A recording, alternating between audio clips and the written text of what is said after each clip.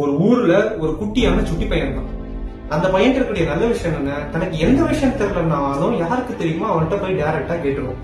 எல்லாருமே இவன் கேட்ட உடனே அந்த விஷயத்த உடனே இவனுக்கு சொல்லி கொடுத்துருவாங்க.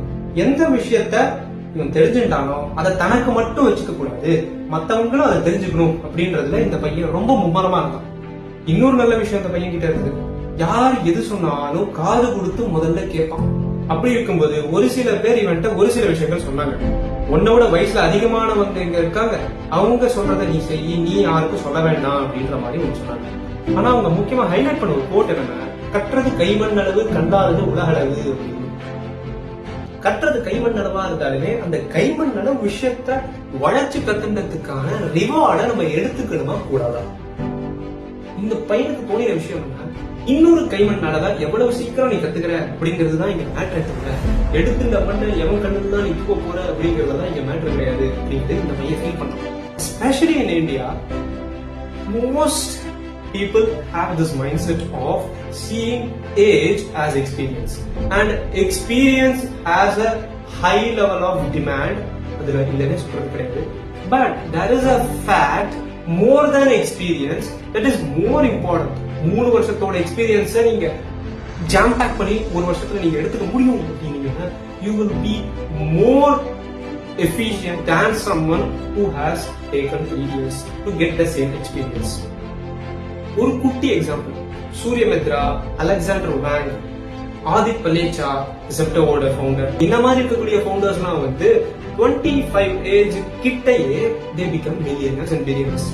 If your fact of experience is a compounding fact which will give a yield more than the actual impactful personality and the character in early 20s, why are you not a millionaire?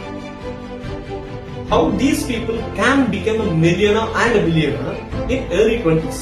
இந்த விஷயத்தை தெரிஞ்சுட்டு 50s கிட்ட இருக்கக்கூடிய people ஏன் மில்லியனரா ஆகலாம்? So something is lacking on them that they eventually know that they are like. But due to their experience, அந்த எக்ஸ்பீரியன்ஸை தாண்டி ஒரு விஷயத்தை அவங்களால அக்செப்ட் பண்ணிக்க முடியாது. ஃபேக்ட். ஸோ என்ன பொறுத்தவரை லேர்னிங்ன்றது ஒரு mind set. Learning is not a skill, it's a mind set.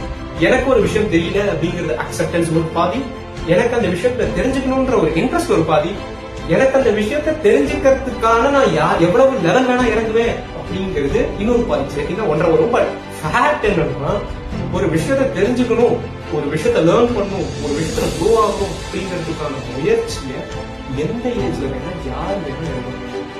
இதுக்கான ஹிண்டரன்சஸ் அண்ட் இந்த விஷயத்தை பண்ண முடியாதுன்னு நம்மளையே நம்ப வைக்கக்கூடிய ஒரு சில விஷயங்கள் நம்ம லைஃப்ல நடக்கலாம். ஒரு எக்ஸாம்பிள் சொல்றேன். நான் வந்து ஒர்க் அவுட் பண்ணி ஒரு பர்ஃபெக்ட் பிசிக் பில்ட் பண்ணிட்டேன். இப்போ என்கிட்ட நிறைய பேர் எப்படி ப்ரோ ஒர்க் அவுட் பண்றது, என்ன ப்ரோ பண்றது, எப்படி பண்றீங்க, இந்த மாதிரி விஷயங்களை கேட்கறாங்க. Whereas if I do say how to do workout, how to do it properly in a structured way, how many people will see if I don't have this structure and the physics? So result speaks before whatsoever. எதுவா இருந்தாலும் சரி, result speaks first.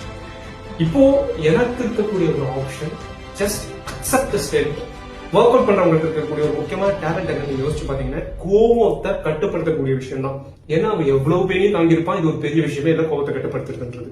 So கோவமா இருக்கட்டும், பொறுமையா இருக்கட்டும், அது எல்லாமே work out பண்றதுனால பில்ட் ஆகும். எனக்கு அது இருக்கு. இன்னைக்கா இருக்கட்டும், நேத்திக்கா இருக்கட்டும், கடந்த ஒரு வாரமா இருக்கட்டும், ஒரு மாசமா இருக்கட்டும், 6 மாசமா இருக்கட்டும், எனக்கு வந்து டிஎம்ல எப்படி ஒர்க் அவுட் பண்றீங்க, என்ன சாப்பிடுறீங்க, என்ன பண்ணணும், இந்த எல்லா இன்ஃபர்மேஷனுமே வந்து தெரிஞ்சுக்கணும் அப்படின்னு கேட்டவங்களுக்கு நான் சொல்லியிருக்கேன். ஒர்க் அவுட் பண்ண முடியல, மோட்டிவேஷன் கொடுங்க. என்னால இது நான் பண்ணவே முடியல, எனக்கு இது போர் அடிக்குது, எனக்கு இது பிடிக்கல, இந்த மாதிரி வரவங்க என்கிட்ட எப்படி பண்ணணும்னு கேட்கறவங்கள விட அதிகமான கவுண்ட்ல இருக்காங்க. ஒரு எக்ஸாம்பிள் வச்சுக்கோங்க. 2018 நீங்க பிட்காயின்ல இன்வெஸ்ட் பண்ணிருந்தீங்கன்னா you will be a millionaire. 2020-21 நீங்க ChatGPTல இன்வெஸ்ட் பண்ணிருந்தீங்கன்னா you will be a millionaire, billionaire. 2023 நீங்க கிளாட்ல இன்வெஸ்ட் பண்ணிருந்தீங்கன்னா you will be a millionaire, billionaire, etc. etc. So the best time is previous year, the better time is previous month, the good time is previous week, but the practical best time is today. இன்னைக்கு நீங்க ஒரு விஷயம் ஆரம்பிக்கிறீங்க, எவ்வளவு முயற்சி போட்டாலும் அந்த விஷயத்தோட ரிசல்ட் உங்களுக்கு ஒரு நாள், ஒரு வாரம், ஒரு மாசத்துல தெரியாது. ஆனா நான் இன்னைக்கு ஒர்க் அவுட் பண்ணல அப்படின்னா எனக்கு இன்னைக்கு அந்த விஷயம் வெளியில தெரியாது. ஏன்னா பின்னாடி பண்ண 8 வருஷத்தோட பேக்கிங் இருக்கு.